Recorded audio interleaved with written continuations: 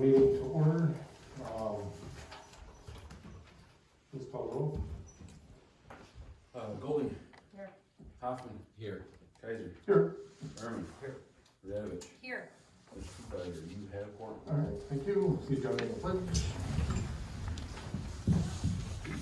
I pledge allegiance to the flag of the United States of America and to the republic for which it stands, one nation, under God, indivisible, with liberty and justice for all. Thank you and welcome everyone. Cold night again. Okay, first order of business is approval of the minutes. We actually have 5 sets. We have the regular from January 7th, the special on January 16th, the special on January 28th, and then there's 2 sets of closed session minutes, one for each time the employee went in. So everybody get a copy of those? Yes. Motion would be in order to approve. So moved. Moved by Ellen, do we have support? Support.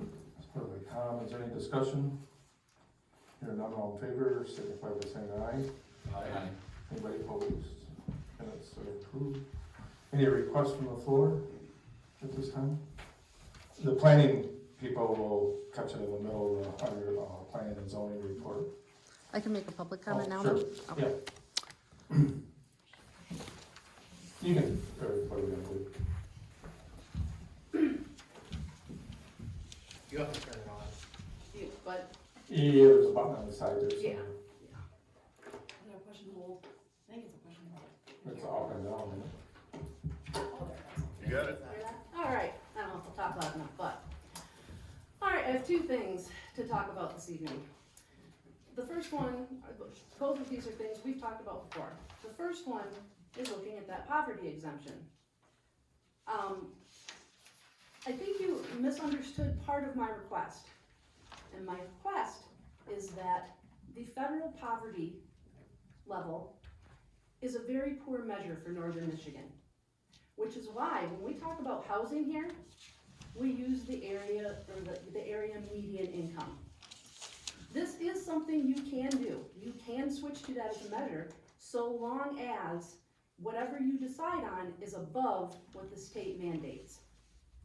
Does that make sense? We can't go below. You can't go below, but you can go above that, and you can use a different measure. And it would, I'm suggesting it because I think it is a much fairer measure when we are making other decisions, particularly on apartment type housing, based on this same measure. So that's the first thing I wanted to address. The next thing, and you can correct me if I'm wrong, but Emma, I believe there was a case on the planning commission that is very close to your home. And although it may not be or seem like a conflict to you, from a perspective of the public, that is a potential conflict. Now, it doesn't mean that you have to recuse yourself, but you actually have in these principles of governance that you are looking at, a practice of openness and transparency in decision making.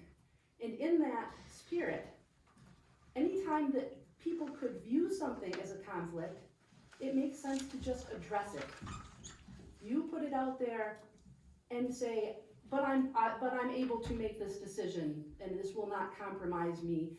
You know, it's hard to make decisions or be in charge of something that is about your neighbors, because you have to live with those people in close proximity. So I am recommending that whether it is something on the county like we talked about with Scott, or whether it's Emma on the planning commission here, that you just acknowledge it and discuss it so that people are aware and that it does not seem as a conflict. Thank you. Thank you. Any other requests from the floor? Mine's not on.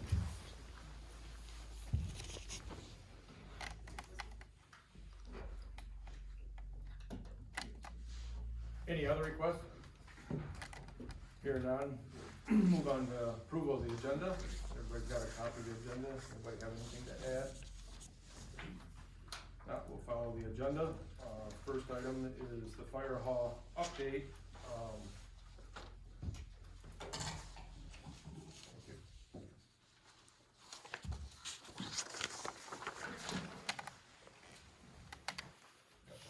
sign on the front of the building.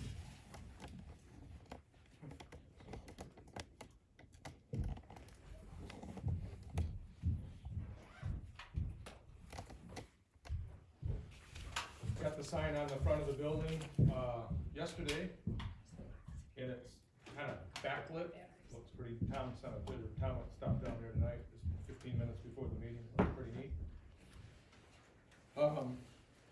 Contractor still working on the punch list, contractor's still working on the punch list.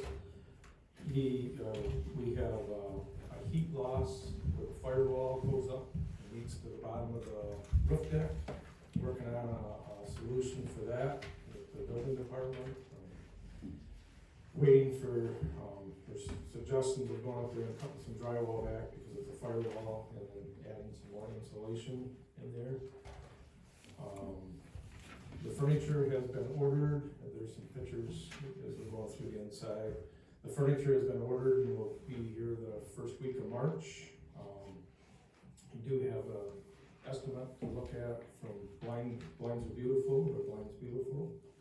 Tom pretty much worked with Jason on that, we'll go over that. The floor is, turned out beautiful, it's very high gloss, but it's slippery. So, I'm looking, I got a sample there of possibly adding some grit into and putting another finish coat on it. Yeah, you can pass it around. One side of that, you can see it's smooth, and the other side has a grit added to it, so we're trying to decide what we need to do that. The slippery is what's there currently. Yeah, the painter will, he'll refinish it at his cost, but if we want to have grit put in it, we have to purchase the grit, because that wasn't included in the bid, which I think is fair. I don't know what that cost would be, it's supposed to be. It needs to be done. It has to be done. And I think, right now when you feel that, it's a little pointy, almost prickly, but I do think that will wear in over time. It'll be better than what we got now. It's a large area, if you get it wet, it becomes more, becomes slipperier. Concern would be if there's a fire call and the guys are in a hurry when they go in there, it could be a summer rainy day or a summer day, and you're in there with, a smooth bottom shoe or a dress shoe or something, could, so I think the grit is the way to go. Absolutely. Jimmy, on this sample, is part of it with grit and part not? Yeah, you can feel the difference. I just got that today, so that's kind of what's going on down there. Looking for a temporary occupancy here with probably in the next couple weeks. There'll be a solution to the heat loss, and we'll figure out the solution to this. If this gets redone, we'll have to stay off it for it'll be a 2-day process. He's talking about possibly doing it on a weekend, and then we have to stay off it for about 4 days to get it good and hard. So then, Tom, do you wanna go over that estimate for the blinds? Yeah, we used Blinds Beautiful, it's called Jason Bruckeisen. He did the Friendship Center just recently, and we're putting in a proposal for a sun type shade. It will also be heat too, and they'll retract up, manual, not electric, manual, and it'll help with the carpets and the furniture and everything from being sun fade and so forth. And they can be adjusted, especially in the summer months. In that room, we got 3 different televisions in there. Meeting rooms will be down there, so we drop them down as the sun sets to the west. It will definitely help with being able to see things. So Those are light filtering, right? They're not blackout. light filtering on those and blackouts on the 2 bedroom windows for the fire station. So we man that someday. They can, maybe sleeping during light hours. So he's gonna put those in. And, So I did talk to Jason again tonight, because I just noticed, late this afternoon, on his estimate, he has office one and office two, but there's really 3 offices down there. And he's not sure if he actually missed an office, he knows he was in all 3 of them, if it's just a misprint, or, and he's confident that he's got all 16 windows covered, but he didn't wanna see that. He's gonna go back down tomorrow, confirm, we wanna make sure. It could be maybe office 1 and 2 in the non, Yeah, if Fire there's one, chief's and then office. there's one of the fires, so he was busting his brain trying to think, so. These are, and there again, we tried, use a local contractor. so these are, a month out, to order. If you wanna wait till next, I'm gonna propose later that we meet next week. You could wait till then, and we double check to make sure he's caught all the windows, or we could approve it subject to that. It's up to you. I don't think 1 week will matter, but I do like, I got up to the Friendship Center and looked at them, and I do like, they let the light in, And they go up into a balance, so Yeah. we'll still get all the window that we want besides about yeah. 6 inches. They're out of chain. So, what do you think, Tom? Should we wait a week, or should we? I think we can approve and he'll double check and Okay. make sure he's got his measurements, because he measured every Yeah, window. he said he went through that. Checked every window. Yeah, he did. And, made sure everything was good. Any comments on that? Thank you for getting that. I think we should do it. Make a motion to. It helps here, you know. And they were color matched to Yeah. our decor. Did we ask the question before you? I hate with this group, I'd rather just kind of follow along and do it at public comment. Well, it's pertaining to this. Yeah. Go ahead. Did they give you any estimate on how long this grit's gonna last? Oh, this is on the floor? Yes. Oh, okay. No. So maybe a year Well, I think it's probably more 10, 15 years. and no estimate even without the grit? Well, without the grid, it is what it is. But they don't give you an estimate as to how long it will last, I mean, No. you- Yeah, Depends on, it Depends on depends the on, use, it depends on Uh, sand, it depends on what. yeah, Denny. Attorney. These ceramic floors, they've been out for a while. Circuit Controls has them over there in the tool room. Those guys have dropped heavy pieces of equipment on them. They walk on them all day long, 24 hours a day. They look just like brand new. Those ceramic floors are extremely tough. That's what we have out in this fire hall out here, and we like it. It's just a matter of, it's too slippery down there, but once, once they get that slipperiness out, and then once it gets wore a little bit, it's gonna be good. But they'll last That part is what you're years. referring to as ceramic? I think it's epoxy. It's epoxy. It's an epoxy ceramic type stuff. They Oh, last actually, a long ceramic. time, but again, it'll be on the use, but, It's tough. Those guys drop big stuff on it, and you can't even see any marks. You know, they so we sometimes, bought we 500 have one pounds here, we stuff. bought a floor scrubber for down there, I mean, part of the lasting of it is to keep the floor clean, I mean, if it's sandy and gritty and you're turning trucks on it, it's gonna wear out quicker than if you keep it clean, or it's weekly or what, but we bought a floor scrubber that's coming in about next week or so. No, it's end of March. Or end of March. That'll be good, so, maintenance on it like And- anything and- else. to answer your follow-up too, Dave Kring Chevrolet has the same product on their floor. And it's spotless, they clean it every day. And Dave has it redone once a year just because he likes the cleanliness of it. So But it's a that's local busy company? all the time. Is it a local company? Yes. Oh, yep. Yeah. Yep. It's bought by Complete Paint Supplier and local contractors. He uses one contractor, and the contractor that is doing ours buys the same product Thank from you. Complete Paint. So we're using local supplier So- for it too.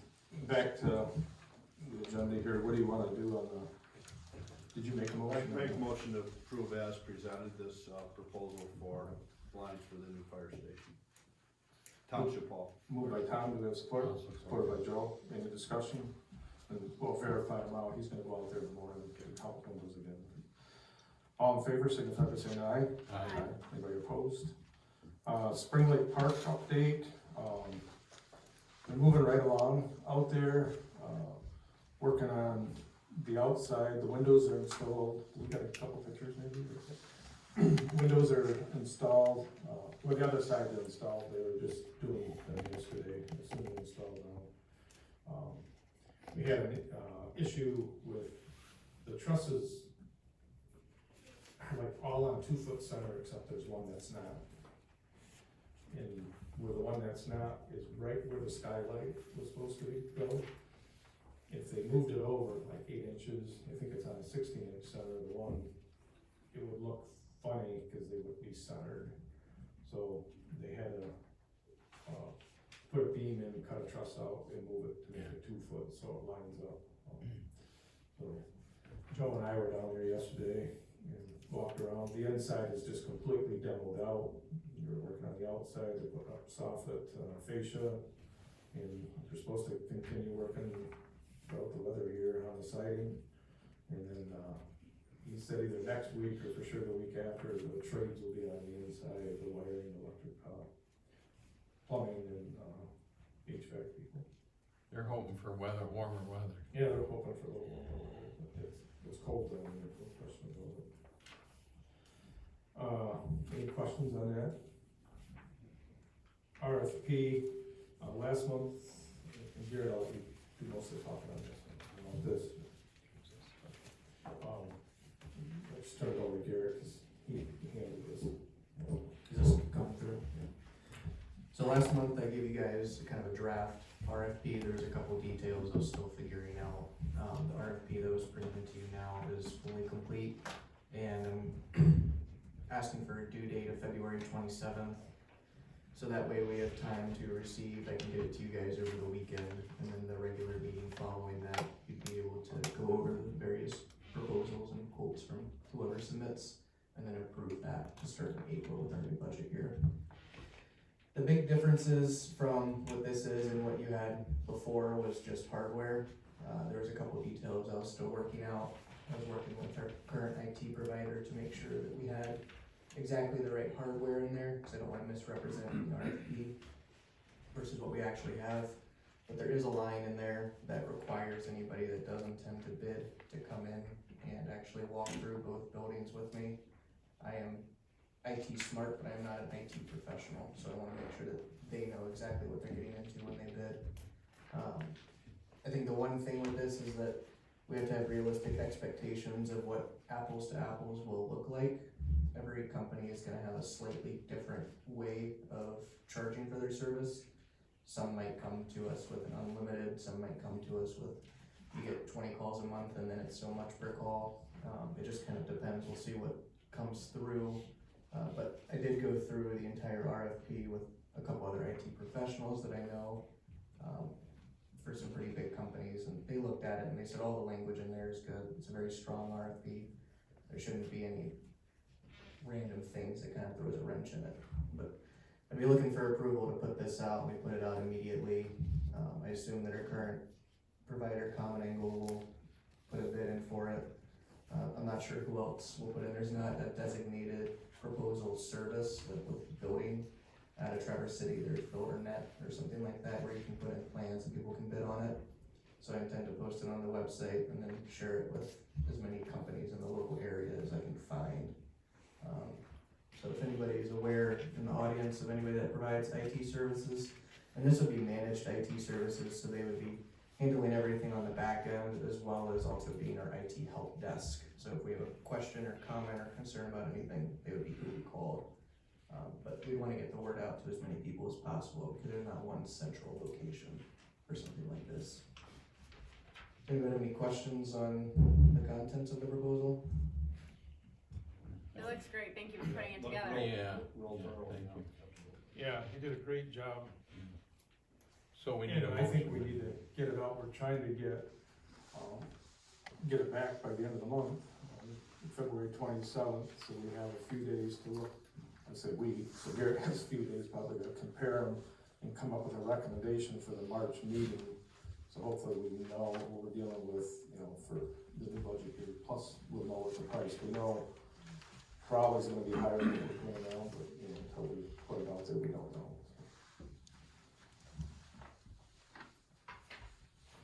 I'd make a motion that we, accept the RFP for IT services and have a due date of February 27th by 2 p.m. And that's a Friday. Support. Moved and supported. Do we have any further discussion? Hearing none, all in favor, signify by saying aye. Aye. Anybody opposed? So we'll get that out tomorrow then, or I think it is.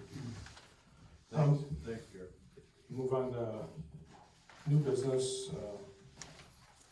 We'll have a new polling place here for the May election. Will be everybody will be voting down at the new firehouse, 1710 Quick Road. Emma's worked on this resolution. We have to pass stating, I'll let you again, Emma, you're more familiar with it than I am. Yeah, not a problem. So I reached out to the Bureau of Elections just to confirm to, cross my T's and dot my I's to see what all we needed to do to move our polling locations. Currently precinct two, we were using the Snowmobile Club as their election day polling place, and then precinct 1 was housed here.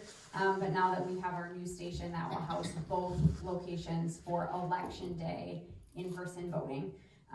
So the in-person voting will all happen down there. And the Bureau confirmed that this resolution, there's a deadline, how far ahead of your next election it has to be passed, and it is passed by the Township Board.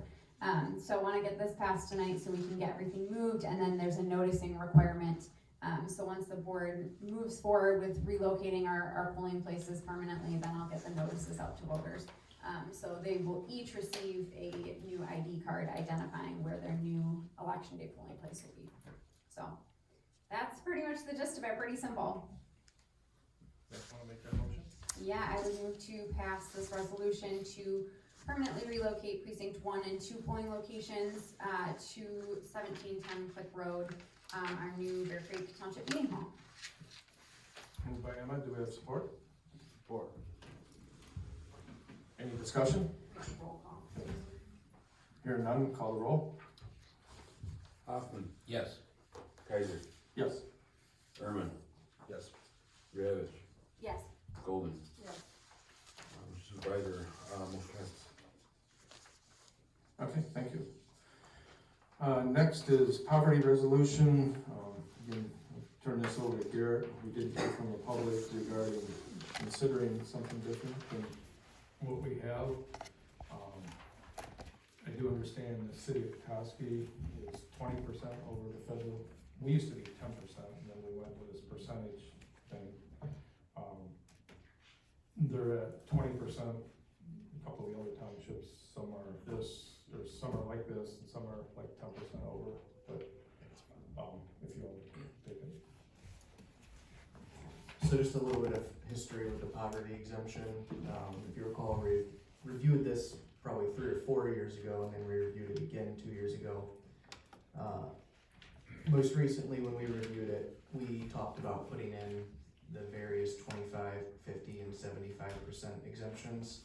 The state originally only allowed for the 100% exemption and 0% exemption. You either qualified or you did not. We decided to opt as a township that you could have a 25, 50, or 75% determined by how far over you are on the poverty exemption. And the state of Michigan minimum requirements, we do currently exceed. We follow the Health and Human Department services federally for Michigan. So approximately $500, I don't know the exact number, but each of our guidelines for having one person in your household all the way through 8, we do allow for an additional $500 in the annual income. The city of Petoskey did not have any poverty exemption until this year. They started talking about it back in, I think, September, and then went back and forth. Ultimately, what they decided on, I was looking at their minutes today, is that they were going to do 20% over the state of Michigan minimums. And then instead of having a hard line of a dollar amount that you could receive your 25, 50, and 75%, they're doing a percentage. I don't have those percentage numbers, but it would just fluctuate every year. So I built this resolution for poverty exemption based off of that we initially approved the 75% in our poverty guidelines, and we haven't actually had somebody apply for it, but we've been operating with the idea that if somebody did, they would be offered to it. Recently, I attended a class with the State Tax Commission where they talked about poverty guidelines as one of the things. And they did say that the percentages needed to be in a resolution by the township. So this is more of like a housekeeping thing. This is something we've been operating under. We just need a formal resolution.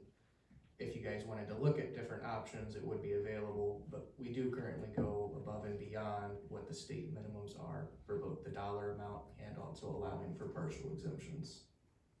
If anybody has any questions, I'm happy to answer them. So this is ratifying what we're currently doing. This one ratifies what we're currently doing. If we did wanna consider upping it, more like what the city does, or something different, you know, that would be a whole different resolution, which Have to rewrite. we'd have to rewrite it, but We'd have it in time for March. we'd still have it in time for March.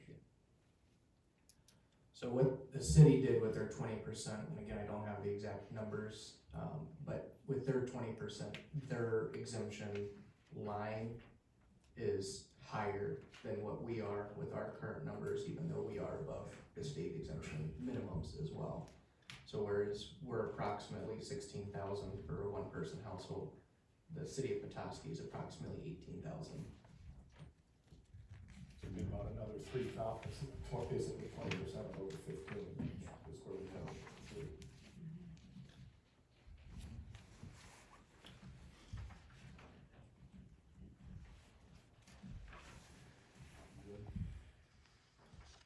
What do you wanna do? I missed that, what'd you say, Tom? I said I'm good with it. You're good with this? Yeah. I am too. I do think there is, you know, with the city being our neighbor, it does open my eyes that maybe we should be closer to what the city does. Okay. They have 20% over. And then how does the 25, 50, and 75 work? We have to dig into that more, or we wouldn't have that. I'm going roughly based off of memory here, but currently what we do, which I know for a fact, is that if you are $1,500 over the limit for your tier, however many household members that you have, then you can receive a 25% exemption on your property taxes. And if you are only $1,000 over, then you receive a 50%. And if you're only $500 over, you receive a 75%. The intent being that if the limit is at $16,000 and you're at $16,001, we don't want to create this benefit cliff and now all of a sudden you receive a multi-$1,000 property bill just because you're $1 over. The city did it, I think it was like 3% over each limit. If you're 2% over, then you receive a 75% exemption. If you're 3%, then you receive a 50%. If you're 4% over, then you receive the 25% exemption. I don't know those numbers, but it's that type of system. And I can bring back a new resolution if you would like to see that at the next meeting. In place of the 500,000 and 1,500, they have percentages. Correct. So the benefit to doing something like that is that as the dollar devalues every year with inflation, the percentage would keep up with it. So instead of being a hard number, you know, in 5 years, $500 might only be worth $400. Okay. Let's take a stab at getting more information and bringing it back to you. And tabling this for tonight. Okay. That I think makes so. Let's do Okay, that. explain that. So we'll table this request, or table this for tonight. So thanks for the update here. MTA Principle of Governance. Every 5 years, and we've been doing this for the last 2 years, and the last one, 2021 over there. We've passed this, something that MTA recommends, we've done it before, and we all sign it. I would suggest that we do it again. everybody get a chance to read these through, and so I'd like to make a motion. I'll make a motion to approve, that we adopt, the Bear Creek Township Principles of Government as Michigan Township Association recommends. Moved by Joe, do we have support? Support. Supported by Emma, is there any discussion? Probably should call the roll on this, call the roll. Golding. Yes. Radovich. Yes. Herman. Yes. Kaiser. Yes. Hoffman. Yes, Mr. Supervisor, motion passes all in favor. Alright, so, And I have the original, if you guys will sign it after the meeting. so Mr. Chairman, I'd like to say something at this time about MTA. yes, So earlier in the meeting, it was brought up about when you should recuse yourself from voting. I'll just remind the audience that Michigan Township Association has a wonderful book called the Red Book. And it's available, and I've read it quite a few times. And it's a guideline book for not only officers, but everybody on how a township should act and behave. And there's a whole section in there about when you should recuse yourself from voting and when you don't have to. Basically, it talks about that it's expected that if you live in the township and you're on a board or something, eventually sometime, you know, there's gonna be a case that you could be involved in, you may not. But it spells out exactly that if it's money, you know, money driven or anything, then you gotta recuse yourself. But just because you would live by, you know, or you buy, let's say I buy from a business and I go into, you know, Tractor Supply. That doesn't mean that I have to recuse myself, but I would recommend everybody here, if you're interested in it, to buy the book or MTA. I don't know if you have to be a MTA member like the township is. They have online training classes in it too and stuff. But the Red Book would be something that you should read, so you would be really up on it.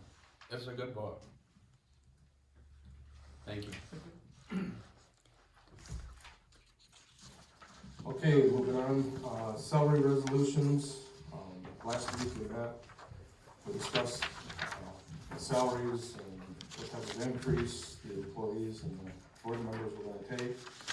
We decided to be 3%, across the board for everybody. And for the elected officials, we need to make a motion to accept these salaries. So I'd make a motion to approve the clerk for $58,349.50 for her statutory duties, $10,609 for the non-statutory duties for total wage, which represents a 3% increase of $68,958.50. Is there support? Supported by Connie. Is there any discussion? Hearing none, call the roll. Hoffman. Yes. Kaiser. Yes. Herman. Yes. Radovich. Yes. Golding. Yeah. Mr. Supervisor, that motion passes. And I make a motion for the trustees, that each trustee for a wage of $9,686.86, which represents a 3% raise from last year. Support. Is there support? Support by Emma. Is there any discussion? Hear none, call the roll. Kaiser. Yes. Herman. Yes. Radovich. Yes. Golding. Yeah. Hoffman. Yes. Mr. Supervisor, all in favor. Okay. I'm done making motions. I can make a couple. The supervisor's wage, he has statutory duty wage of $15,450. For his non-statutory duties, $11,845, and for assessing, $86,520, for a total of $113,815, which represents a 3% increase. Moved by Emma, is there support? I'll support that. Support by Joe. Is there any discussion? Hearing none. Oh, we've got to call the roll.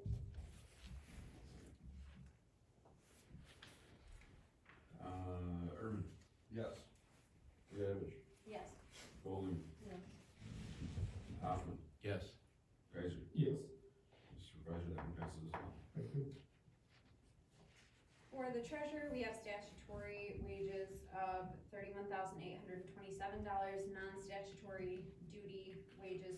$29,157, and building secretary additional duties of $29,174.75, for a total of $81,158.75. I would move to approve that 3% adjustment. Moved by Emma, is there support? Support.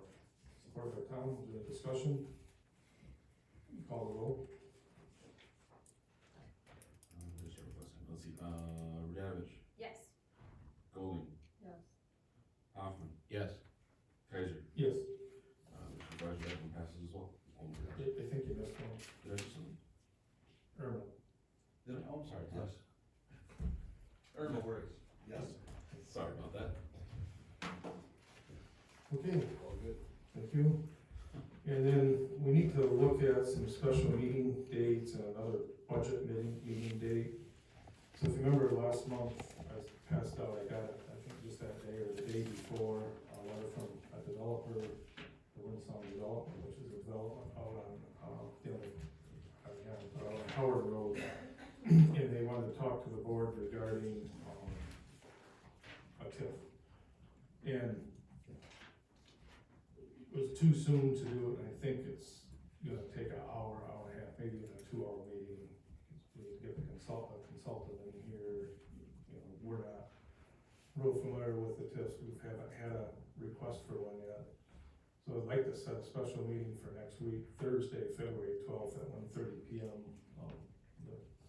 The developer can come here, we can use the county's consultant that Susan wasn't it? Something like that, yeah. You've met her before. You know, eventually we may have to hire our own consultant, but she is the county's consultant and she would be here just to kind of guide us, help us with questions. They all can be here for them. And I know, Emma, you're gonna be out of town on the 12th. I tried to organize everybody to get together. That's the closest I can get, That's so. fine. Does that time work for everybody else? And then the following Wednesday, I think we can get through the rest of the budget, on February 18th. But if not, we would go to the following Tuesday, is February 24th. But also on the 24th, I'd like to bring Rod Taylor back. He did the report on the building department, and reviewed the fees and how, you know, if there needs to be a fee adjustment, going forward. He's available then on the 24th at 1 PM. You know, after that, if we had some final budget tweaks to do, you know, we could do it after that. So, but I won't know that till probably after the 18th. The 18th, we'll talk about sewer and building are the two big ones left. And then I think there's some other tweaking you gotta fill in. Sewer, fire, and then just a couple odd. Yeah, odds fire, and I'm ends. sorry, the fire board meets on, sometime before the 18th, I can't remember the date. but- Third Monday. So we should have that information by then too, so we just gotta plug in those numbers. And sorry for all the meetings this month, but trying to, the next 2 months, we'll have 4 board members for each regular meeting. So trying to get it done, we pretty much have a full board. Does that look okay for everybody, Joe, Tom? Looks good. I think so. You said you're missing, Connie, is that good for you? Okay, so let's plan on that. Next is, cleanup vouchers, so that time of year again. So last year, Supplies done 2 yards of vouchers. Each, we give out 2 vouchers, 1 yard each. Last year, we did 4 half-yard ones, and we actually did save money about, I think it was about 7. Did you look at that number here? It was about 7,000 less. I don't know Maybe it's exactly. 8. It's It was thousands. less, yeah. Less, and basically because somebody would, they're gonna use it one time, if they only had a quarter or half a yard or 3/4 yard, we had to give them a whole 1 yard coupon. So this year, instead of doing 4, we decided to do back to 2, but it'd be perforated in the middle, so it'd be like 4 coupons. So we only have a small amount, you can just use, you know, a half yard coupon. That'd be kind of how it looked, it'd be the dotted line in the middle would be a perforation, so you could tear it easily. So that's You get 4. We The get, quantity's the same. you get 2 coupons, but it'd be equal to 4 coupons. Cost me a little less than printing, and plus it'd be easier to stuff, instead of stuffing 4, you're only stuffing 2 again. For those of us who are spatially challenged, can you tell us how much that is? I'm sorry? For those of us who are spatially challenged, can you give us an idea of how much that is? What is a Not half, really. how much is a half Oh, yard? so basically a yard is your pickup truck. Todd probably would know, right? Yeah, sure. 3 by 3 by 3. Yeah, but pretty much the back of your pickup truck, Is it kind of full? level, yeah, and they'll usually charge a yard. I've been in there with 3/4 of my pickup and it's been a yard, I've been in there full and it's been a yard, but, you know, we've had people that take a 5-gallon, I've had people say, well, I took a 5-gallon bucket of stuff out there and they took my whole 1 yard coupon, you know, so that's where we decided to go with half, but. A lot of those half pickup loads, you guys can give me a whole pickup. Yeah. This is saving us some money. So I'll be bringing this back next month. I just kind of got this yesterday. But we'll be stuffing these in March so they get out for the month of April. The old ones are good till basically May 1st or the end of April. It's always really positive. I mean, we hear Yeah. people come in a lot, they're really appreciative of this program. Okay,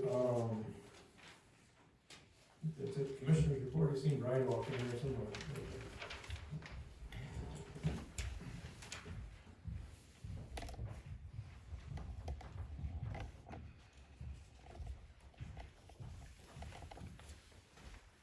Didn't have much meetings in January, but it's really kicking off in February, quite a few meetings. So I'll give you a little update. Parks and Rec, we had a meeting yesterday at the fairgrounds. We heard from the Northern Michigan Gardeners Association regarding the work they've done at the fairgrounds. A total of 251 volunteer hours were spent there on the flower gardens, trees, and shrubbery at the fairgrounds. The annual plant sale is scheduled for the last Saturday of May, and that'll be at the horse barn at the fairgrounds. We heard from Jeannie Westfall. She's the Headlands Park Manager regarding the 2025 Headlands Park, Dark Sky Park. The Headlands saw a busy summer. We averaged 236 people per night from May 2nd through October 8th. People viewing the stars, and received a 4.8 out of 5-star rating from those visitors. McGopen Point received a 3.5, or will be receiving a 3.5 order Frano lens from the U.S. Coast Guard out of Charlevoix. And I've got a couple pictures, I'll pass them around. The first picture is the display that we'll be receiving. The second picture is showing how the old Frano used to be mounted at the lighthouse. So they're kind of cool. They weigh 1,000 pounds, these lights. It's a loan, a 10-year loan from the Coast Guard. They are getting a 5 Frano light, which is the original one they had in Charlevoix. But they're donating this one to us. That one, particular one, is from Gray's Reef Point. That's that big structure you see when you're going across Mackinac Bridge looking towards Beaver Island. There's a big structure out there. That's the original light from there. So we're pretty fortunate that they're going to donate that to us. Airport, we met January 27th. The 2025 jet fuel sales were up 78% for the year. Total generation, general aviation fuel was up 8%, and the total 100 low lead sales were up 9% for the year. So it's been a busy year for the airport. Total passenger count was nearly identical within 5 passengers at 63,260 people flying through the airport this last year. And total air traffic operations were nearly identical to 2024 at 12,352 flights. So it's a busy place. Total net revenue was $623,000 to the good. We did receive an Eagle grant to clean up our old fire truck from the PFAS contamination, $700,000 grant just to clean the truck out. And we also received a different grant of $1.2 million from Eagle to clean up the 3 highest concentration PFAS contaminated areas on the site. And then we did discuss the Pelson water system, which will be installed probably in 2028, and how that's going to affect the airport and the adjoining properties. Fair meeting, we met last Thursday. We elected our new chair, Chris Rayner. Laura Emmy was elected vice chair. Pam Gibson, treasurer. Joni Hostler was secretary for 2026. Pam gave us a history on the grandstand events from 2019 through 2025. Monster Truck and Autocross were our big money makers. Every year, it's created a profit. Our concert revenue has been up and down, depending on the quality of the concert. The 2025 budget showed a positive $5,126, so we made money last year. Really good attendance because we had great weather this past year. The overall cash balance at the fair currently is $336,000. And Agnes said the concert sale for Travis Tritt this year is already at 517 ticket sale, which is way ahead of the previous year. Northern Michigan Counties Association, we met Monday. We heard from James Johnson, the MAC governmental affairs specialist regarding the legislation that's out there right now. We discussed the marijuana industry lawsuit against the new transportation funding package, which could affect you guys. The state is collecting the new 24% marijuana tax, but due to the lawsuit, the money is being collected but not being given to the road agencies.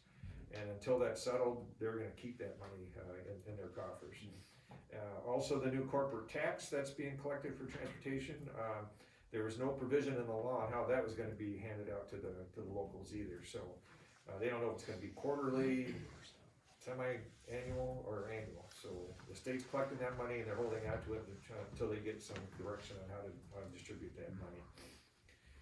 Also, the Republican House, they clawed back $45 million from previous approved grants from last year that haven't been spent.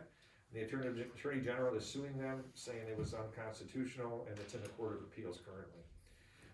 And also, despite what the media has stated, the state does not have a $1 billion shortfall in proposed 2027. It was an actual estimate of revenue. So they do anticipate the revenue is going to be about flat between 2026 and 2027. So that's my report. But Very good, thank you, Brian. Anybody got any questions, Brian?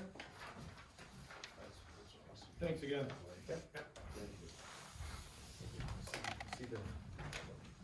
Okay, moving on to planning and zoning report. So I'll let Emma go through and do the report, and I'm sure people may want to speak on this. Yeah, there were two cases on the planning commission's agenda this month. The first was for Latavis, that was case number PSPR 25-004.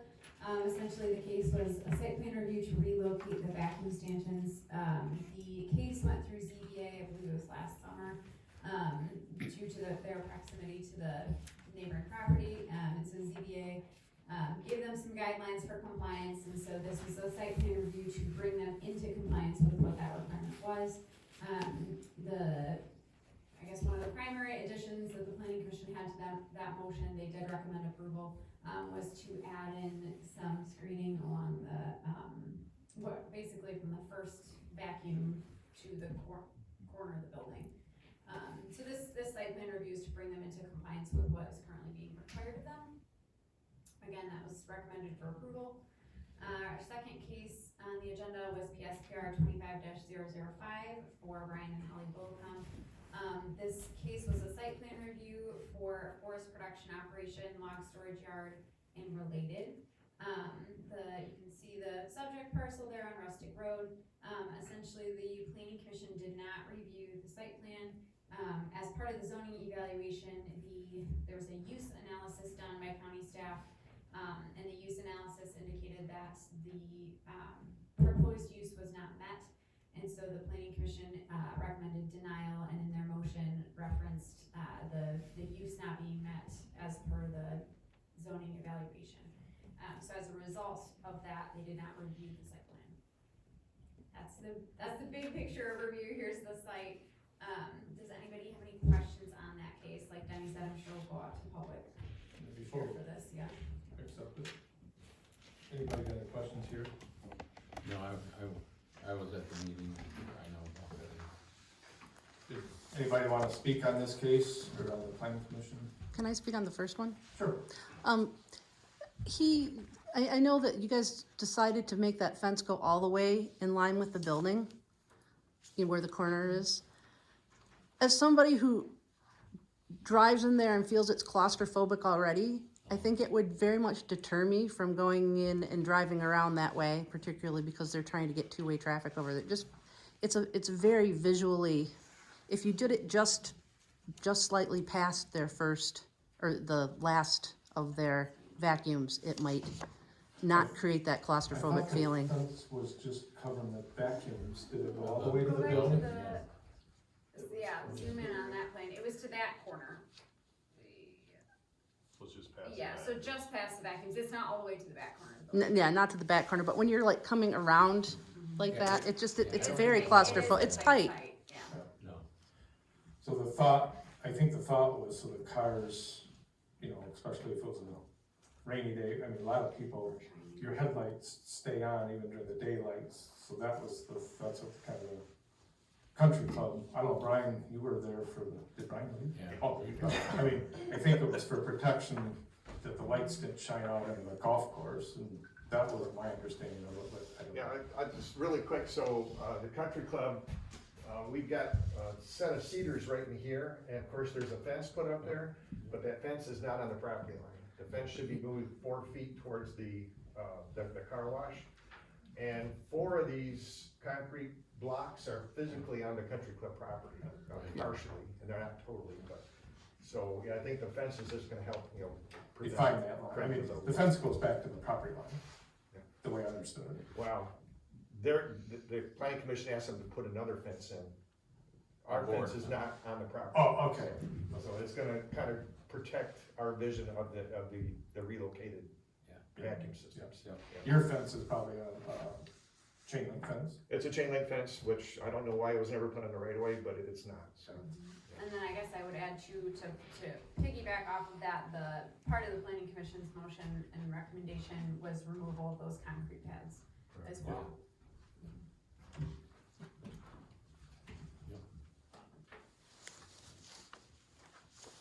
I have a question. I'm with Fast Studies. Oh, good. Yeah.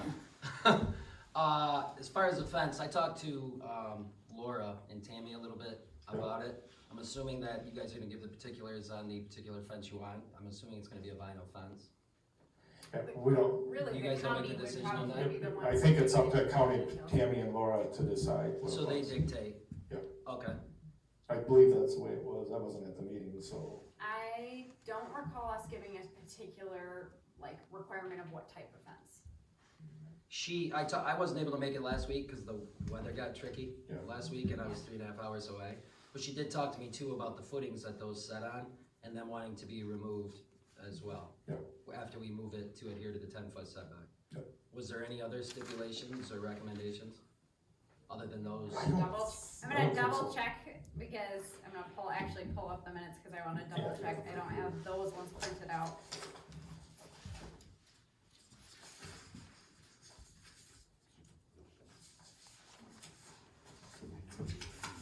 I don't, oh, you have them, wow, that's convenient. Perfect.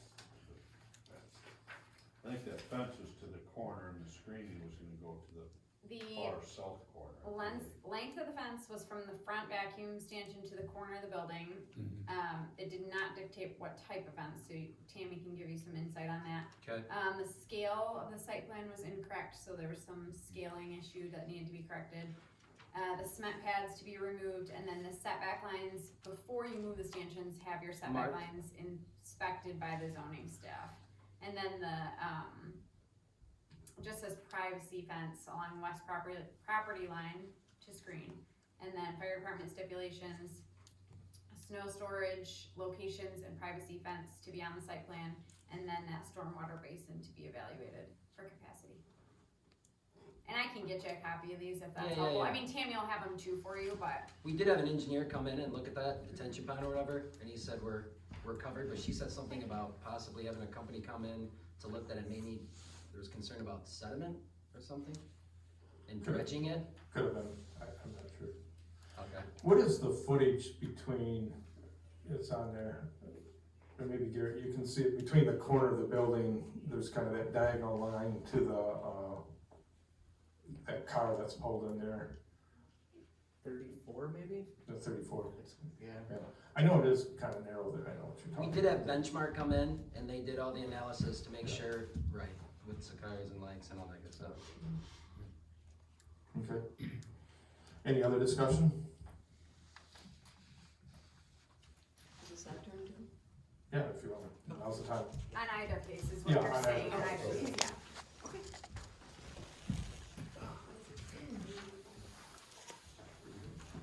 There we go. All right, we're back. I'm Holly Wilcom and this is Brian Wilcom. We're the owners of the property there on Rustic Road. And I'm just gonna read here what I've written tonight. From our experience a few months ago here, it seems unlikely that you will go against the decision made by the planning committee last week. But we would ask you to consider if it is right for the zoning administrator to be able to add phrases to the ordinance that do not exist. In our case, the words added were from this property, saying that the firewood we process must be cut down on the same property. Those words are not included in the definition given. So why be allowed to add them? This was not simply a use analysis, it was an addition to the definition. Furthermore, you approved this same use of the forestry products processing for Drost. And it was not in the analysis at all, the analysis that was given at that time about the wood processing, the wood being processed to come from that property. It wasn't even brought up. So we are wondering why it is different for us. We would also like to take this chance to speak about the faulty system that allowed us to go forward with the application process.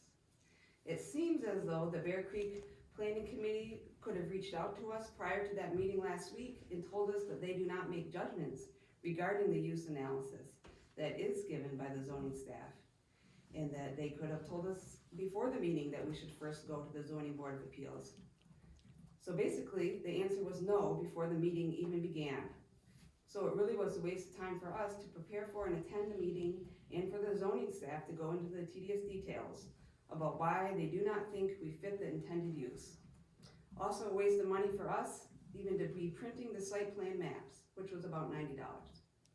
It would be beneficial to the applicant and the zoning staff to inform the applicant prior to the meeting if the interpreting of the use is not allowed.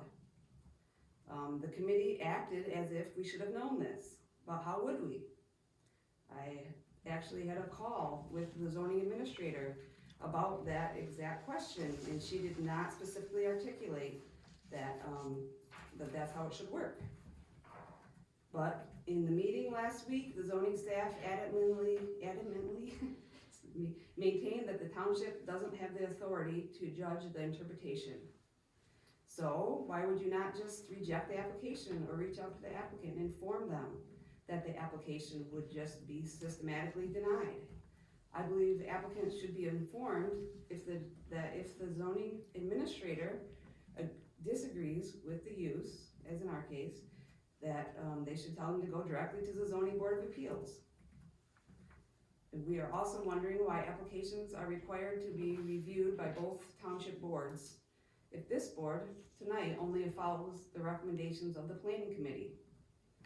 This application process has been very difficult to understand and navigate, and that is really unfortunate and unnecessary, and we want it to be publicly heard so that improvements can be made. And just to conclude, we believe that you still have the opportunity to make this right by examining the facts of our case and making a decision to move forward with the site plan review recommendations tonight. We thank you for your time and attention. Thank you. Is there any public comment on this? Yes. Amanda Dow, 5620 Rustic Road. I am a neighbor of this property and I'm opposed to moving forward on any of this. Since day one, the Wilcoms have not followed the rules. Still, they are trying to bend their own rules from their first application. Even a month ago, I caught them working on a Sunday when it was supposed to be a day of rest. And I sent that video in to Tammy and others. I hope you were all able to see it. The business does not belong in our residential area. this company has no consideration for the residents around the property. The fact that they are trying to apply a different way so that we, the neighbors, weren't notified this time, I think is very sneaky and disrespectful. I'm going to keep contacting the county and the township and asking about dates and meetings, because we were not told about this meeting. We were not told about the one last week until I had to contact the county and ask them what was going on with it, and then they told me that there was meetings scheduled. Nothing has changed with the way they first applied and now how they're applying again. It's just a loophole. The property is not 10 acres. It is not 10 acres. It's a noise nuisance and a huge eyesore with the shipping containers, equipment, fuel storage on that property. And it makes Rustic Road very dangerous for our very small little area with these trucks coming in and out, in and out, in and out. I'd like you to please take the letter that I sent in into consideration with the attachments also on future land use determined by the county. Thank you. Thank you. Any other comments, discussion? Anybody? Thank you. Bring it back up to the board. Tom, can maybe you help a little bit on the county process, and I can talk about the township process. As far as, well, tomorrow night? Well, I don't know about tomorrow night, but just about the. From what, I heard what Welcome said, but our planning, administrator and assistant, I truly believe they take a neutral position. They don't sway one way or the other, and I think to your point, or not your point, but your comment, they're giving you all the avenues. I was not there, didn't hear all the conversation, but I would think Tammy and Laura gave you different options of which direction to go. I've worked with them for, Tammy, almost 20 years, and Max Sputters before that. All our planners in Nelson County have always taken that neutral position. Denny's been around longer than I have, but they give the applicant the neutral path per se. They don't know what those members of that committees are gonna, if there's 7 members, they don't know. So that's part of the process to go there, whether they appointed you to go to ZBA first or that, I don't know all those details, just from what, we hear, but I guess my point is that they give you the option to proceed or not. I don't think they're gonna say this isn't gonna fly or this is a no-brainer, it's gonna pass. It's up to board levels and interpretation. This one sounds like it's an interpretation of the stuff, and I think it was stated at the planning commission meeting that the planners aren't interpreting law. Would be a trained professional as far as, the planning administrator, they're educated on those types of facts, where most all the people are volunteers or appointed officials on that planning commission, and they're gathering the information that's presented to them. We do a lot of different schoolings and stuff, but we're still not a paid professional, I guess is what I'm saying, interpretation of the law. That's. Yeah, no, I appreciate that. Tomorrow night, we're gonna see it. There's 9 commissioners down there. We're gonna hear the case. Everyone's gonna have a decision, so where it goes tomorrow night, I would not know. Well, that's. And I take a neutral position. And I think I get your frustration as far as, but that's due process. I mean, if Tammy or Laura or the chairman of the planning commission said, we're not gonna hear your case, because like Tom was saying, you gotta hear the case to make a decision. They don't determine definitions, and the ZBA does that, or the courts do it, but, and I don't think, I kinda agree, like, why did the county even accept the case, or accept the application? But yet, again, it's not staff's position, that's gotta come to the planning commission, for the planning commission to say it doesn't meet, it's not staff to, with these committees, and boards, and your commission and the commissioners, I'm sure they rely upon staff's determination of does something meet or not meet. So I think it's just the due process. Might not like the process, but that's what it is. As far as the planning commission recommending to this board, we're an advisory board to the county. In the county, when this, when zoning reverted back to the county in 2004, was it? Yeah, 3 or 4. They wanted the recommendation from the township board. And we still wanted to keep our planning commission, so the planning commission, they didn't wanna have a committee overruling the town, you know, if they wanted to hear from the elected officials or from the township board. So that's why there's a step. There's been times when there's been new information, or developers have went to the planning commission, and maybe their drainage plan wasn't complete, and they couldn't approve it, but by the week later, it needed to be stamped, or it needed to be, so we were able to look at that, and then, yeah, that's okay, that's accepted. Or there's been, just cases where information has been missing, it gives the developer or the applicant another week to kind of straighten it out. In this case, you know, staff was pretty clear that the application didn't meet the intent, so that's why there was no sense of the planning commission going through and reviewing all the site plan when they determined early that it wasn't even gonna meet. But again, you know, the planning commission will look at it again tomorrow with another set of eyes, but, it's up to this board whether we wanna take the planning commission's recommendation or, and I will make a comment just on the so the dross down there, and I did get your letter today. I didn't have a chance to, dig into it, going by memory of 8 years ago. Tom, you were probably on the board, but that was a PUD, you know, it was different. Well, it's kind of the same, but it's different. So that was a PUD process that went through. It included larger parcel, included some other uses on the property. It was next to industrial zone land on one side. There was a residential on the south side, and I think it's city owned across the street. I don't know if it's zoned recreation. I don't know what the zoning is on that. There's some industrial uses there. There's also recreation on that. So, but it's not the same. There's some similarities, but not, again, without digging into it. I'm sure staff has probably dug into that PBD case in preparation for now, but I don't know that.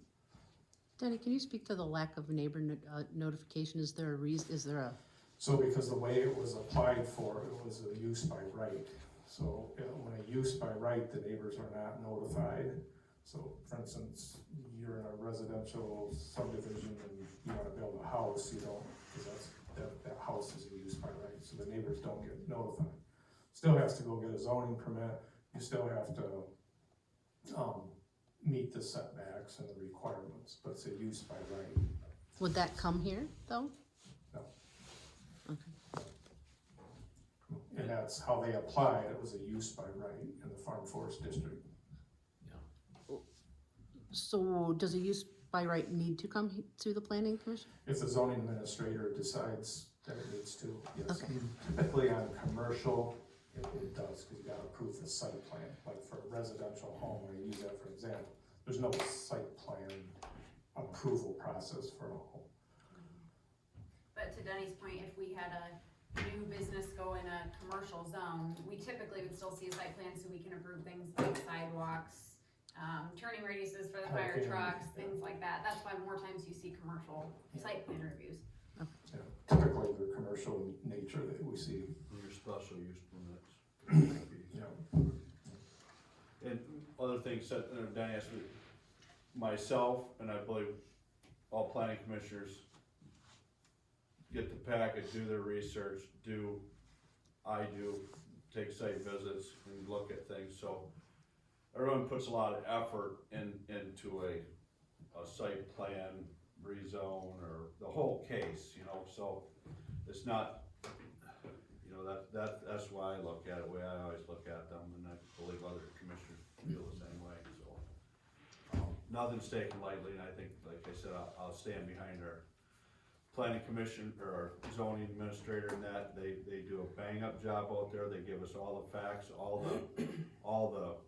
it's spot on the evaluations, and you can dig into it, and they do a fantastic job, and I truly believe they take that neutral stance and give the applicant time to prepare their stuff, and and we get our information in time to make an informed decision, and it's the process, so,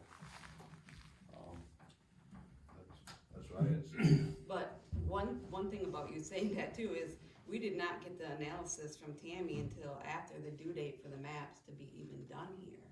So it took 3 weeks to get an analysis from her on this application. I don't know So about I'm that. just saying, your timely, but in this case, it really wasn't timely, and we really already passed, because we were waiting to get that from her, and we didn't, so, yeah. I know everything come late for, I know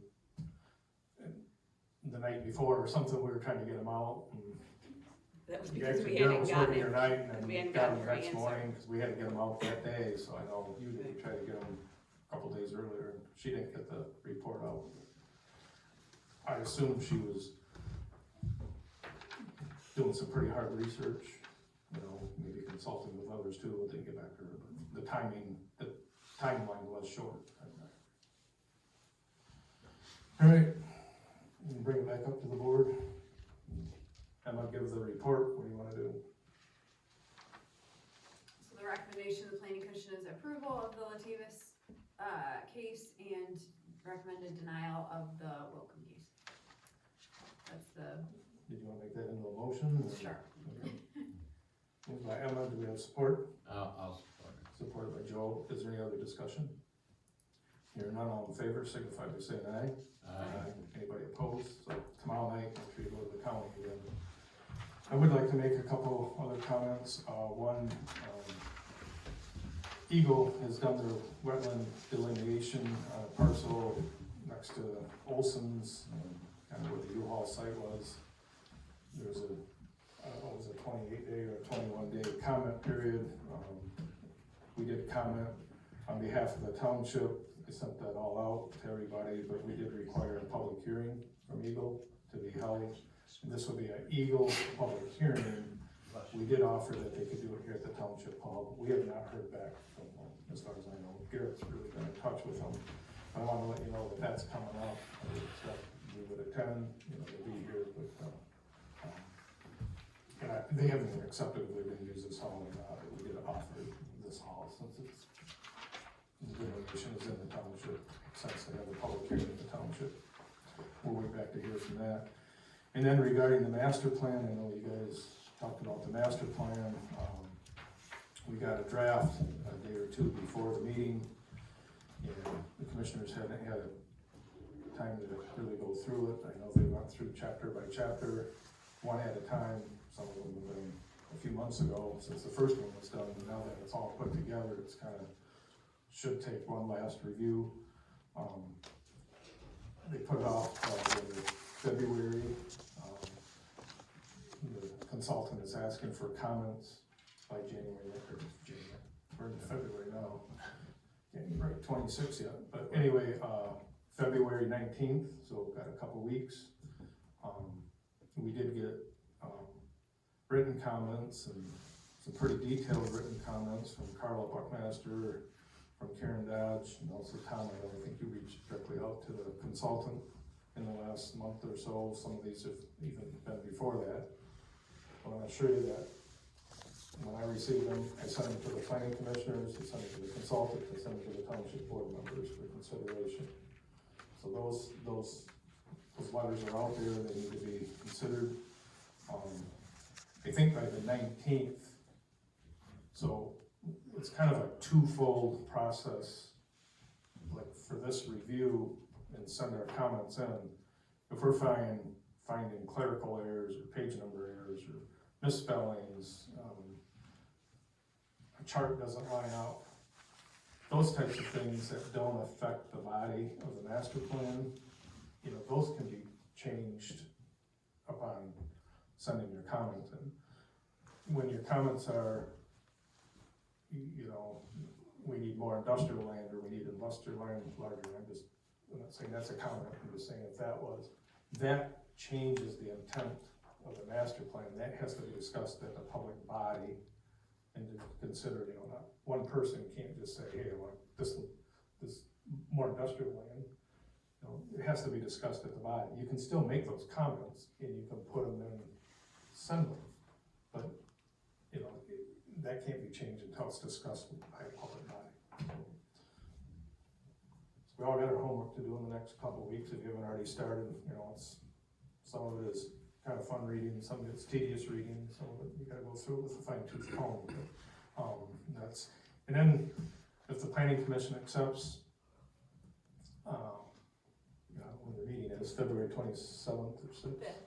What is it? 25th. February 25th. Then it would come to our board in March, and then with a recommendation that it go out for this 63-day review period. And more comments will come in, and then when it comes back after the 63 days, you know, the planning commission's gonna have to look at all these comments, you know, all these letters, and go through them and discuss that in a public meeting and decide, yeah, we're gonna do this, no, we're not gonna do that. And then it would come back to our board, probably in the May, July, June timeframe. And then we would have that same opportunity, like, no, I think this comment does need to come in, or this suggestion does need to come in, or not. So we're at the getting towards the end, but not at the end yet, so. Anybody got any questions on that? I just wanted to make those, so the latest draft out there is dated January, I think you all got that copy. May I have a question, please? Sure. All right, so you said February 19th is the next meeting, haven't you? No, the next meeting is February 25th. All right, and that's going to involve the board, The planning commission. and before that meeting, will they receive another draft with any So of the? between February 19th and February 25th, yes. What's happening on the 19th? That's when the comments need to be in. That's the deadline from Beckett and Rader to receive any comments Okay, so. from this round, from this draft. So when will the planning board receive the next, you know, after those comments, when will you receive? Yeah, I don't know. It'll be sometime between the 19th and 25th. And it could be 2 days like it was last time. That was ridiculous. Okay, I hear you, but I don't have a date when we will. And then he doesn't even show up. Okay, so I just wanted to let you know what the process is. So, moving on, fire department, Al, you're up. Yeah, so a couple things, you know, we had 36 calls last month.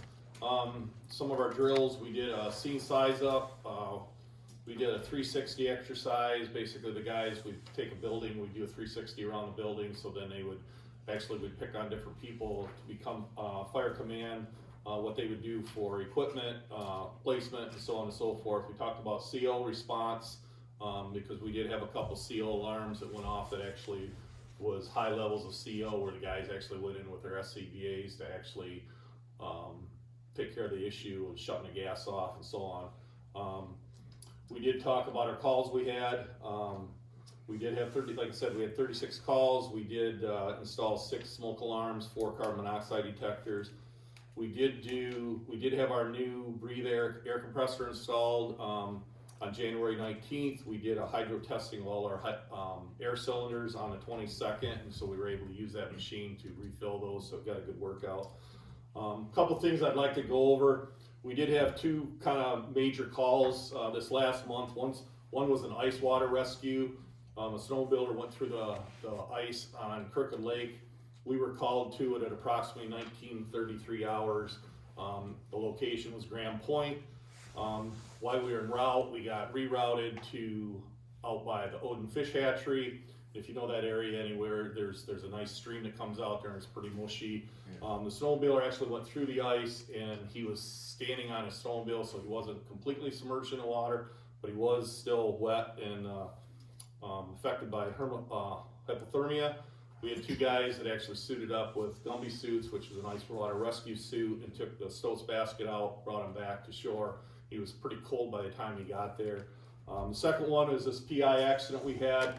This is not at the intersection of Intertown and the highway, but it is near the intersection of the Intertown and the highway. There's a red pole barn just south of Intertown Road on the east side of the road. This happened right in front of his driveway. The red pickup truck you see there, the gentleman had to be extricated out of it. How this accident happened, he lost control of his vehicle. As you can see, it was a very nasty, snowy day. The dispatch frame time of this, and this is kind of the important part of this, I happened to be at Lowe's that day picking up a vent for Station 4 because we were installing the air compressor and we needed to cut a different hole, and so we had to put this vent in. So I was at Lowe's. The call came in at 9:58. I could not see across Lowe's parking lot. That's how bad it was blowing and drifting and snowing. I got on scene, at 10:03, indicated we had a PI, we had entrapment. I had a gentleman that works at Home Depot, or Walmart, calls me on the radio and says, "You want me to go to the scene or you want me to go to the station?" I said, "Go to the station." So he went to the station. This is a time frame thing. At this station responded with the rescue truck that you see there. We had 2 guys in that truck that responded that were here working. They responded. That truck got on scene before the truck got there from the resort station. So if you know where the resort station is, the engine you see there came from the resort station, but the rescue actually got on scene quicker than that truck. That's the important part of having guys available on duty during the day or night. So the time frame from the time the dispatch came in to the time we had this guy extricated, in 19 minutes. This gentleman in the pickup truck, he was transported to the hospital. He had a broken jaw in 2 places, a broken pelvis, broke quite a few ribs, torn diaphragm, and he was transported downstate the next day to a hospital downstate.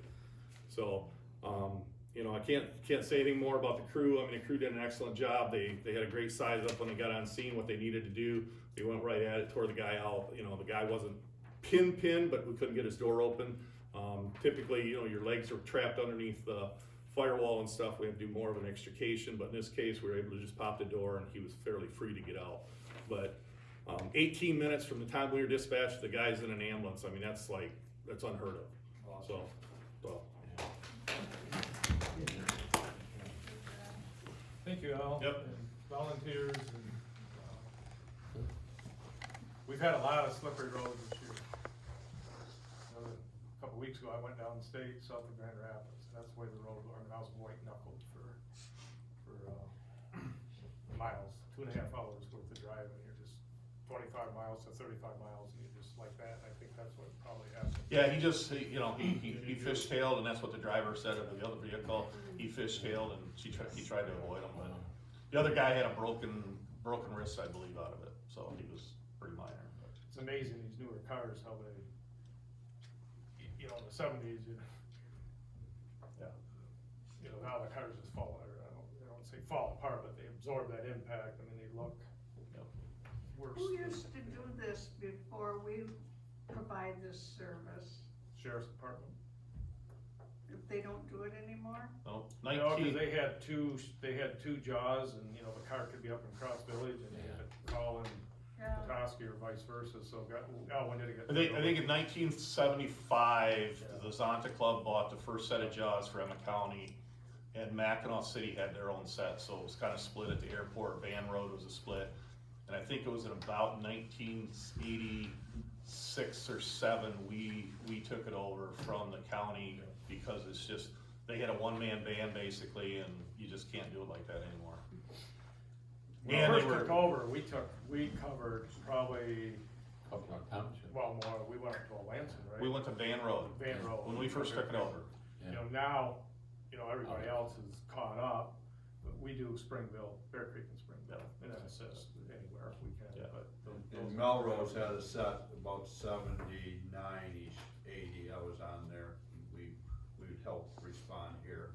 And I think Point City might have had a set shortly after, and then Resort and so forth. Sana has really stepped up in emergency, I mean, they did the first Jaws and they did the first, image camera. What do you call them? Thermal cam. And back then, thermal cameras were $20,000 or $22,000 a piece, I don't know what they are now, Eight 4,500. grand. Or they're okay, But yeah, they were 20,000 yeah, before. they were that big and, now they're this big, but kinda like VCRs. First one was $500 and the last one was $29. Now they're exempt. And thank you too for your service. Yeah. I mean, a lot of training, a lot of hours for you two and your officers. Well, and this is the thing, that's why I brought it up before, these are some pictures, nobody likes to see these, but this is what the guys are seeing, and it doesn't matter what time of day it is, nighttime, whatever, out in whatever conditions, but these guys are out there, in all those types of conditions and seeing, the worst case scenarios, and I know Denny can speak for this, that, he's been on a couple calls with me and said, I'll sit in the car. Don't faint in front of me. From the public, I would just like to say how much we appreciate you, Al, particularly, who seems to always be the first person on the scene. No matter any accident I see, you are there, and it is really very. I won't be here in another month. Best line item on our tax statement. We appreciate it. Ryan's not too shabby either. Thank you. Yep. Thank you. All right, moving on to correspondence, which, Parks and moving on to Rec. Parks, sorry, Parks and Rec. Trying to skip him last month, too. I don't know why, I got my folder of correspondence. Parks will be pretty short. We did have our open house that we discussed about the last meeting. We advertised it a lot of different ways, a lot of word of mouth. We have it posted front page of our website. We put it in the newspaper.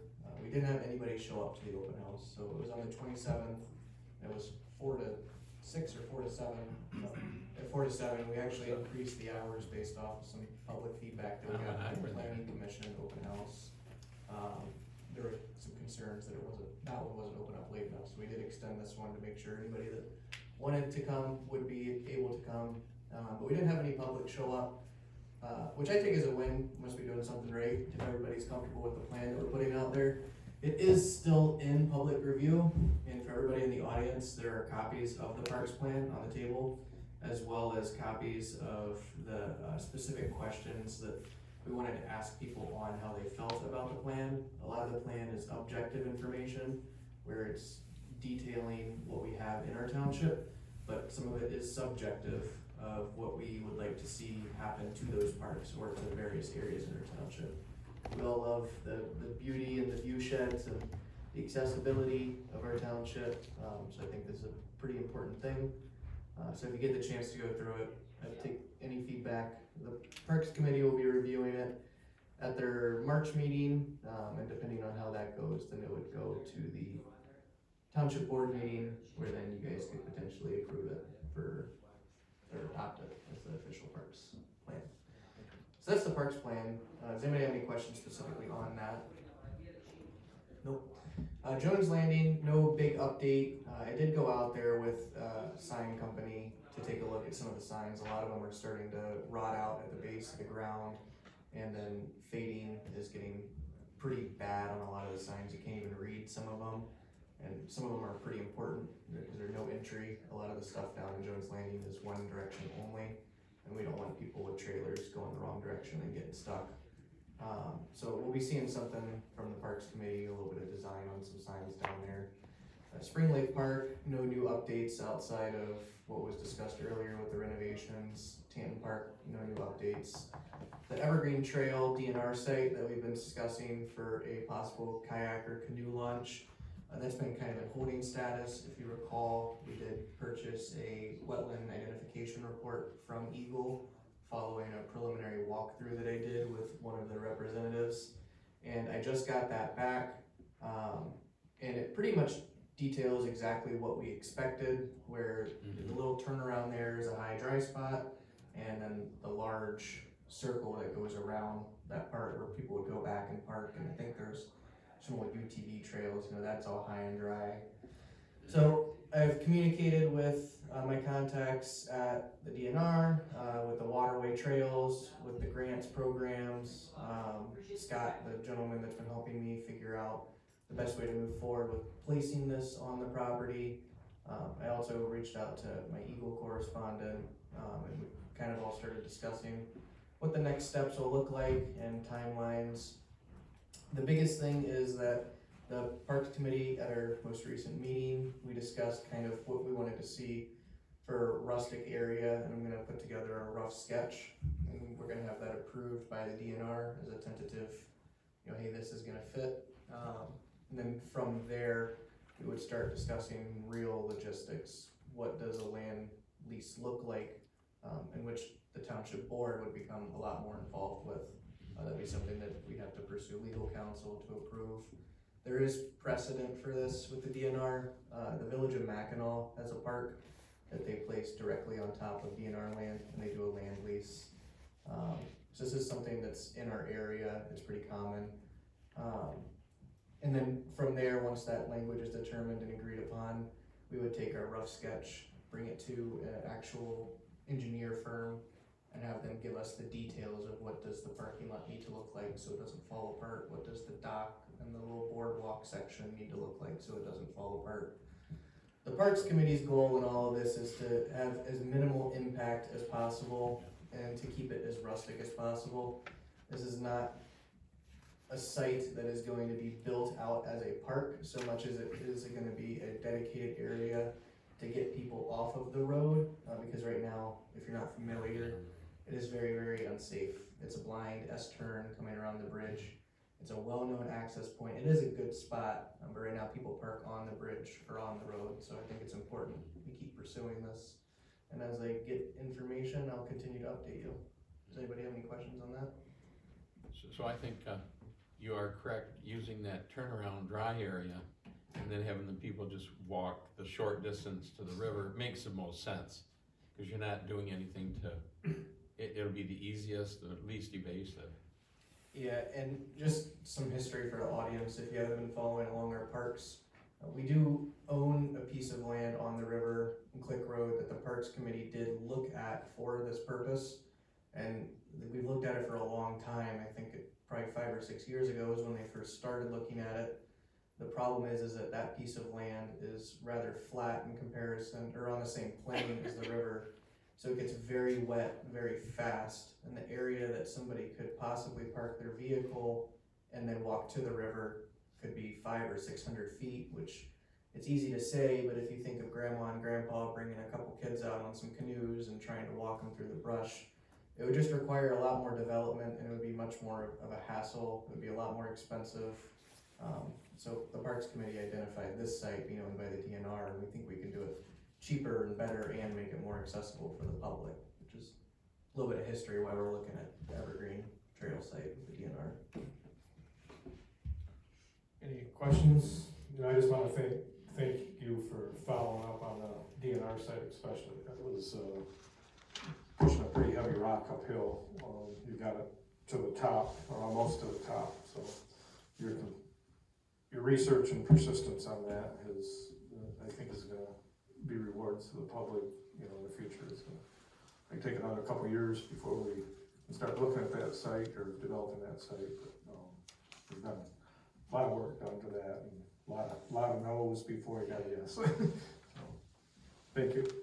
Is there an access point on the website to get this,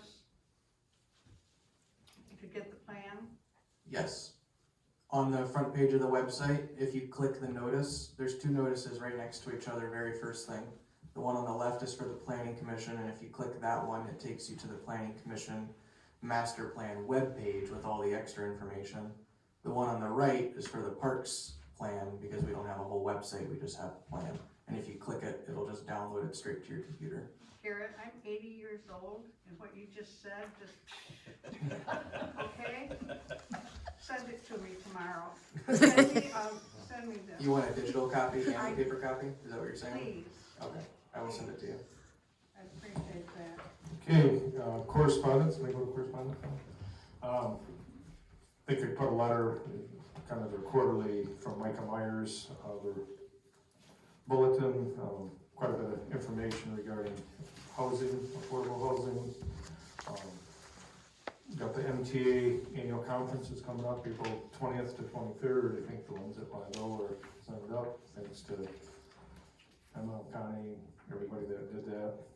Joe appreciates, so it's one of those things where you gotta sign up at 9 o'clock on a particular day, and at 9:02 it's sold out. It is, we were literally just 1 year that happened to us. Yeah, it's like, so it's tough.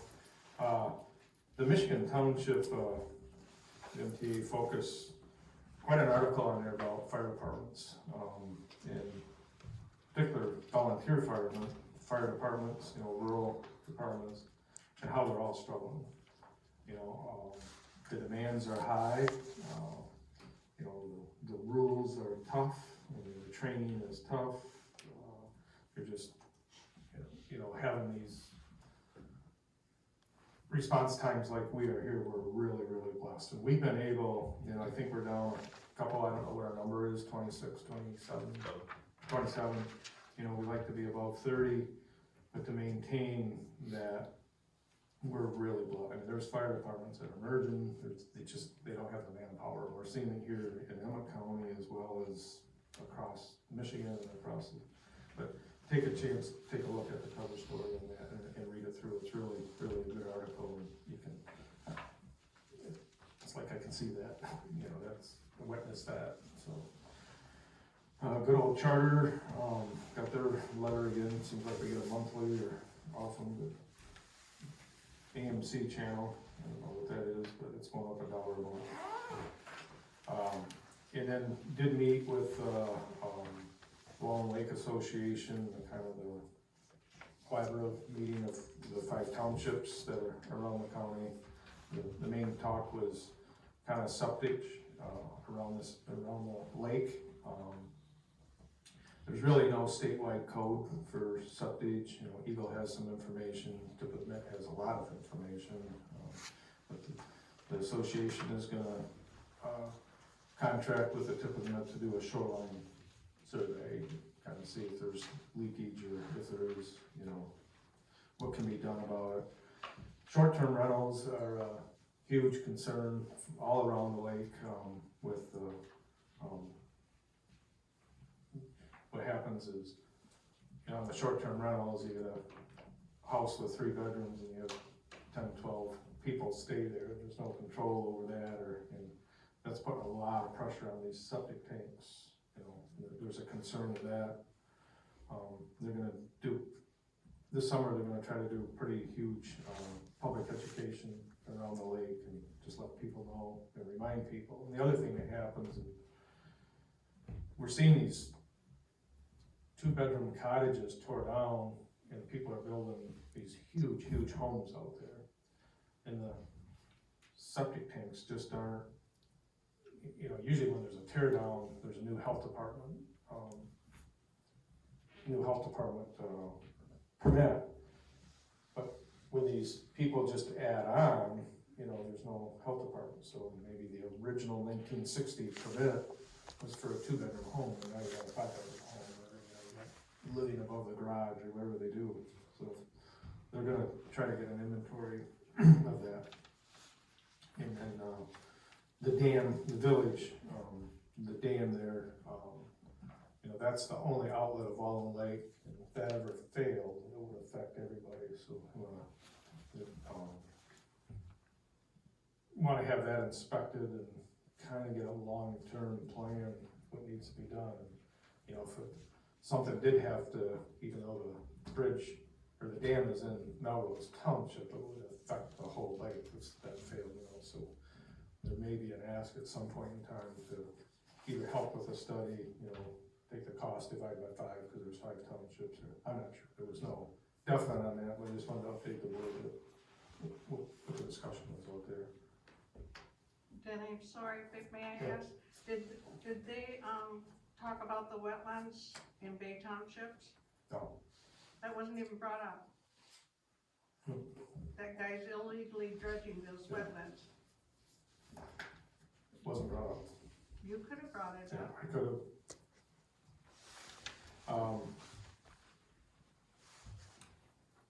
That's what I got for correspondence. Clerk's business. I have bills in the amount of $309,511.93. You all got a copy of that. Did anybody have any questions on those bills? If not, I would move to approve the bills. Moved by Emma. You have the support? I'll support it. Supported by Connie. Any discussion? Here none, all in favor, signify by saying aye. Aye. Anybody opposed? Pay the bills. I have 5 budget amendments. We're kind of getting to that end of the fiscal year, so I'm sure you'll see some more next month too. The first to the general fund, we paid the insurance, where we added the new firehouse to the insurance. So we need an amendment of $2,100 for that.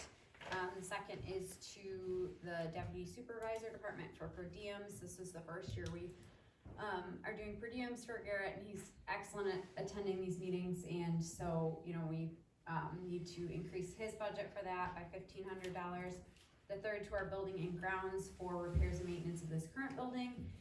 That's a $5,000 amendment. The fourth is for the building department for professional services in the amount of $20,500. Primarily that's for the Rod Taylor building department review, that fee study. We finally got his invoice.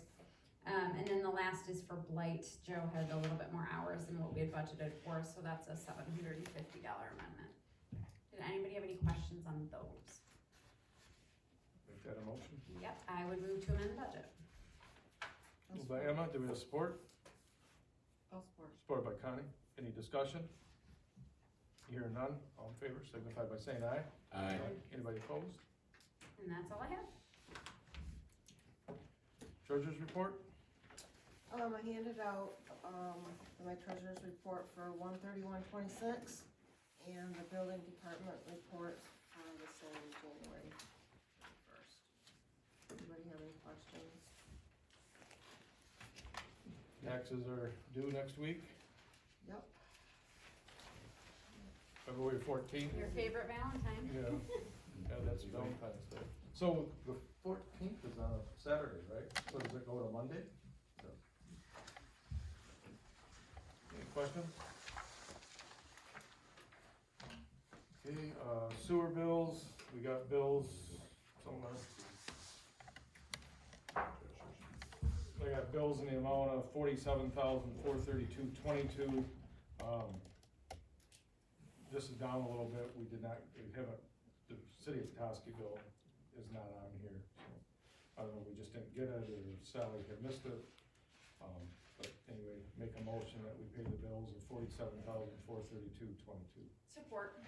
Moved and supported. Is there any discussion? Hearing none, all in favor, signify by saying aye. Aye. Anybody opposed?